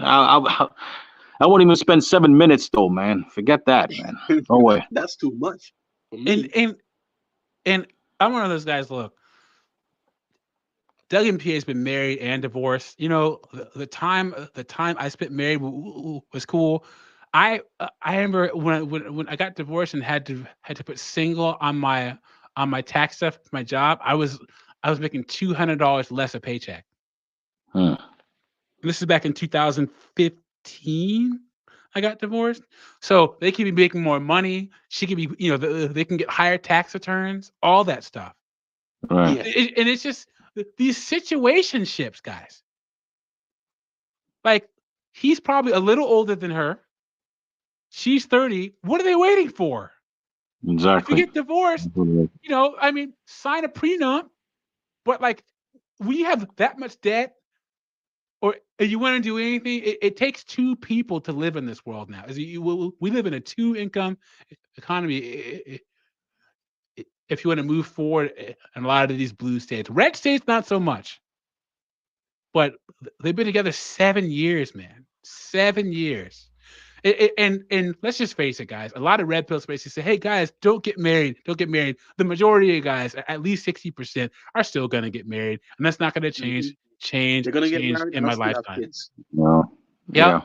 It's not going to change. Because once again, if you want children, the best way to raise a child is in a 2-income house. Is in a 2-parent household. So a lot of women, they see this red pill rhetoric and they're like, "Oh my God, all these men are not going to get married," and all the. Yeah, they are, man. It's just like it's the same thing with women and kids. we're never going to have a society with a majority of women, at least 60 to 70%, don't have children. Come on. Yeah, Mike said the best. He said, dual income has ruined society. Screw that. I'm happy to live in the outback. Good job, man. Straight up. Mhm. As Dang. Chris Mike said, Dong MP, Chris Mike, how says this, every RP guy, he's one BJ away from from becoming married and being a feminist. It's so true, man. It's so true. I'm telling you, we all have that girl that'll come across our way. You know that because they say don't marry a 10, a 9, or an 8. Find yourself a nice 6 or 7 or something. So you find a 6 or a 7 who has a good personality, man. I'm telling you, that's why okay. Tell me, guys, if you agree with this, and in the chat, the saddest thing for a woman is when a woman crosses everything off of her list and she's 43, 44, 45, and she wants to have kids and she can't have them. That's the saddest thing you're ever going to see in your life.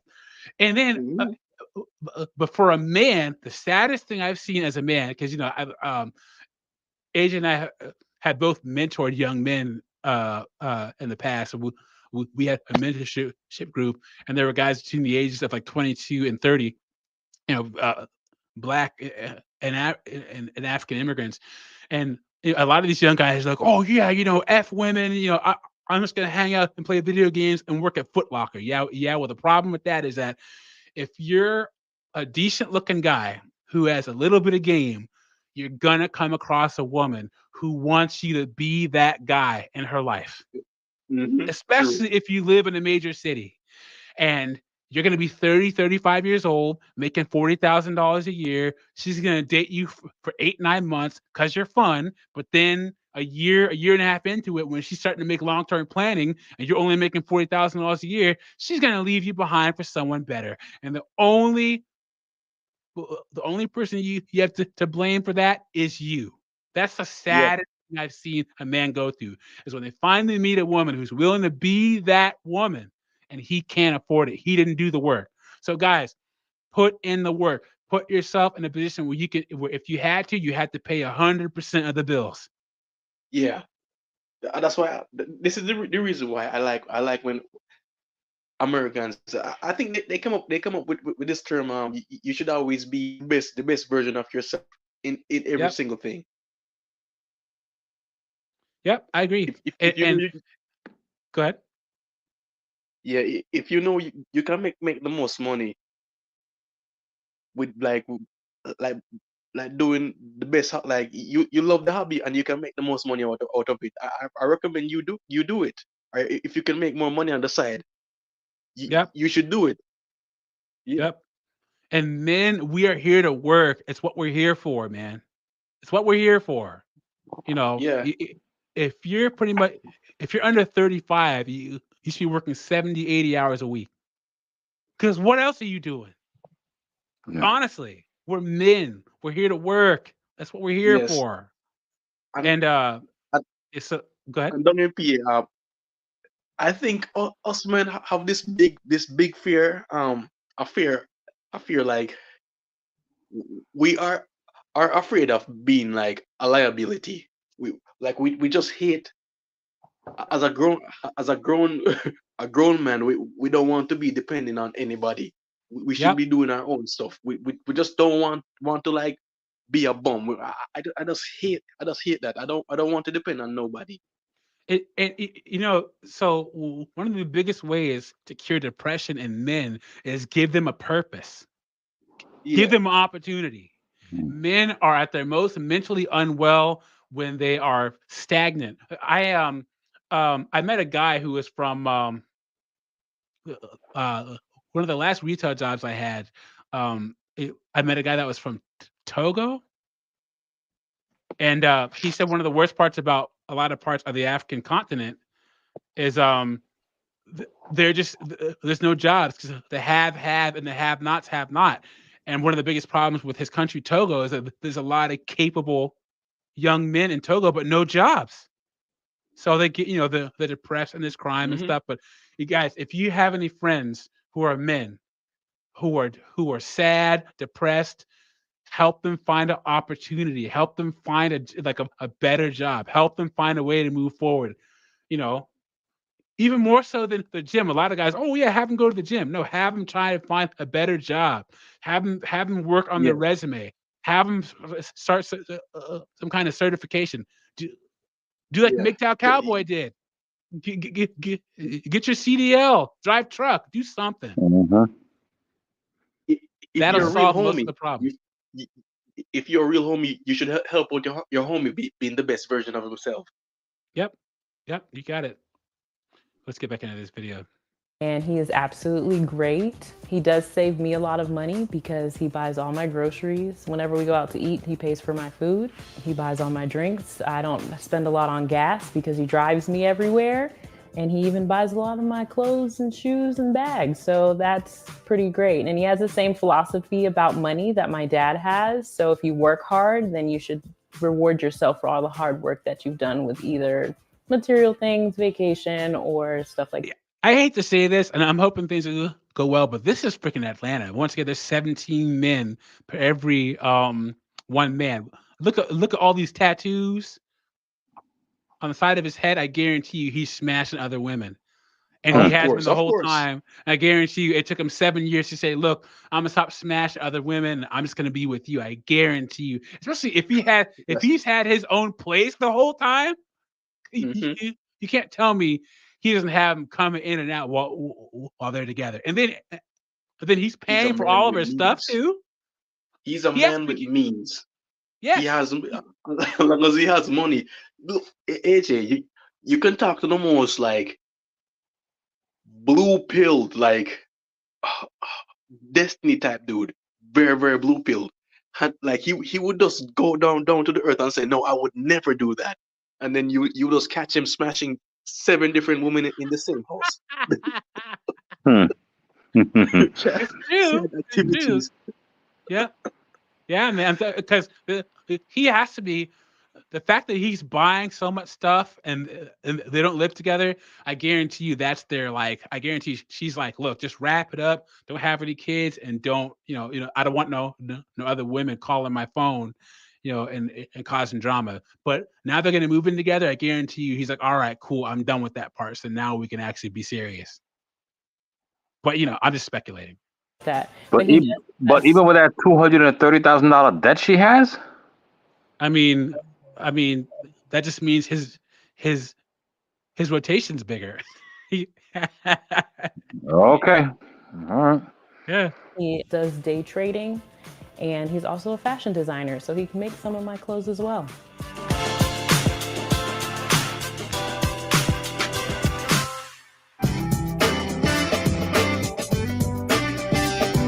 I wanted to be featured on Millennial Money to let other millennials know that you can live the life that you want and live comfortably, even if you have a large amount of student loan debt. There you go, right there, guys. That's the modern woman, right there. You can live the life you want. You can live your best life, even if you're $230,000 in student loan debt. There you go. There you go. Let's finish this out. I think the most important lesson that I've learned is to pay yourself first and to invest a lot of money, and don't let... They're the basketballs again. Oh man, them basketball, fake ass basketballs, man. Student loan debt hinder you from living the life that you want, because I know a lot of people in the US have a lot of student loan debt and they don't really know how to tackle it, but don't let it consume your life. Modern women right there, guys. That's one of the reasons why I do so much, so many videos on student loan debt, guys. That's why. That is why. Because of this mindset. I don't feel bad for any of these women, guys. None of them. Yeah, all of this was self-inflicted. So yeah. Yep. Okay. I'm gonna go through two more articles and we're gonna wrap it up because we're at 153. So this says how this woman paid off 129,000 in student loans on a social worker salary, guys. How's she able to do that? It says if you owe 100,000 in student loans, you might feel worried you'll never pay them off. You never pay off your debt. Columbia University graduate, so she went to Columbia. Melody Wilding has been there, having graduated with 100,000 in student loan debt for her degree in social work, a field not exactly known for high pay. But Wilding was motivated to get rid of her debt as fast as possible. Even though she had a low starting salary, she was able to pay off her student loans in just 5 years. Here's how she accomplished this daunting task. So first off, let's give her credit for actually paying off her student loans. Mhm. Starting a career in social work, researching payment options, accelerating. Okay. Starting a career in social work. Social work is a challenging field as those who work in it are tasked with helping people cope with issues in their lives and serving as advocates for those who need assistance. If you pursue this line of work, you can practice in schools, human service agencies, or private practices. The jobs can be rewarding, but the pay is relatively low. If these women go into these fields knowing that, guys, they know the pay is low. But once again, my passion. The median salary for social workers is $50,470 a year. That's lower than the national average salary of $53,490 for all occupations. Social work is historically known as one of the lowest paying professions, but it's filled with incredible, well-meaning people who just care deeply. Yeah, but caring deeply doesn't pay the bills. This is what women care about instead of money and status, guys. Being a person who cares deeply about whatever. To make matters worse, most social work positions require candidates to have a master's degree. Going to graduate school can add thousands to what you owe and can cause you to have higher debt on smaller salaries than your peers. That was certainly the case for Wilding. After undergraduate and grad school, she owed $100,000 in student loans. Thanks to interest charges, her balance quickly ballooned to $129,000. Her first job as a social worker paid just $24,000, guys. Wow. Oh my God. Wow. Which made her payments impossible. With her lower salary, Wilding couldn't afford her monthly payments under the 10-year standard repayment plan. At first, I was in a denial phase. Yeah, because you're a woman, she said. I signed up for an income-driven repayment plan for 2 years. My salary was so low, I qualified for a zero payment. So all it's going to do is build interest. That's it. Yeah, that's what it is. Mhm. Many social workers with student loans plan on pursuing public student loan forgiveness for the federal loans. With this approach, you can sign up for an income, blah, blah. After 10 years of qualifying payments, the government will forgive her student loans. Wilder considered this option, but she ultimately decided it wasn't for her. Okay, Wilding switched her repayment plan to a 10-year plan. Her payment was over $800 a month, but she's determined to make those payments every month to become debt-free. To make it work on a small income, she took several different steps. So she moved back in with her parents. That's a good thing, right? Guys, That's a smart move. Yeah. when I was in my 20s and even in my 30s, if a woman was living with her parents and she's doing something like this, I wouldn't have minded at all. I wouldn't have cared. Right. Mhm. It says Wilding worked in New York, but she couldn't afford New York's sky-high rental prices. The average cost to rent a one-bedroom apartment is $22,940, according to Housing Search and Rent Jungle, and that's more than Wilding's whole paycheck, guys. Oh my God! Mhm. Yeah. Okay, so instead she lived with her parents in the New Jersey home and commuted into the city. It took her over 2 hours each way, but it was worth it because of how much she saved. Hmm. Having the option to live with her family was a huge help. Indeed, it's a luxury that might not be possible for everyone. However, if you can live with family or friends for free or at a reduced cost, it can help you get on your feet. Yeah, that's true. So she had multiple side hustles. Social workers have so much opportunity for that. It's widely accepted to have per diem work. So social workers often take on per diem work, meaning they work for another agency or private practice in addition to their full-time job. Uh, she also leveraged her experience in education in other areas. She teaches social work at the City University of New York and began executive coaching and supportive counseling business. She also became a professional speaker using her social work experience to talk about issues like workplace wellness and emotional intelligence. And let me guess, DEI, all that. Yeah, but this is modern women, guys. This is what's out here. These women are in so much, guys. If you're over the age of 35 and a woman is a professional, she's going to have more student loan debt than you. That's crazy. That is Women not are good. 71% of the student loan debt, guys. Pyro Angel, what do you think? That is not good. That is not. That's terrible. Yeah, it's not good. And on top of it, they're gonna keep doing it. They don't care. They're gonna keep going to college and keep racking up debt. Yep. I don't know, man. I don't know. It just seems like, like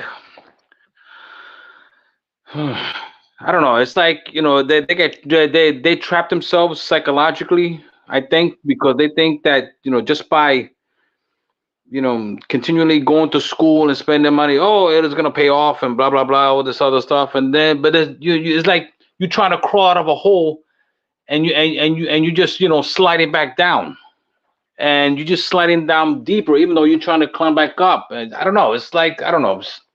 It's like it's counterproductive what they're doing in being in that situation though. So I don't know, man. I don't know.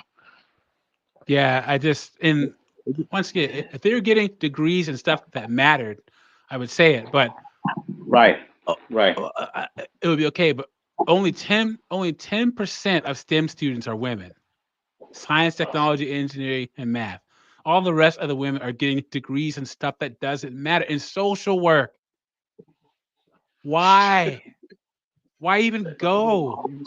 Useless degrees. I don't know. I don't get it. I don't know. And guys, don't let women shame you. It's just what the average cost to raise a child in the United States is like $278,000 from 0 to 18. Yeah.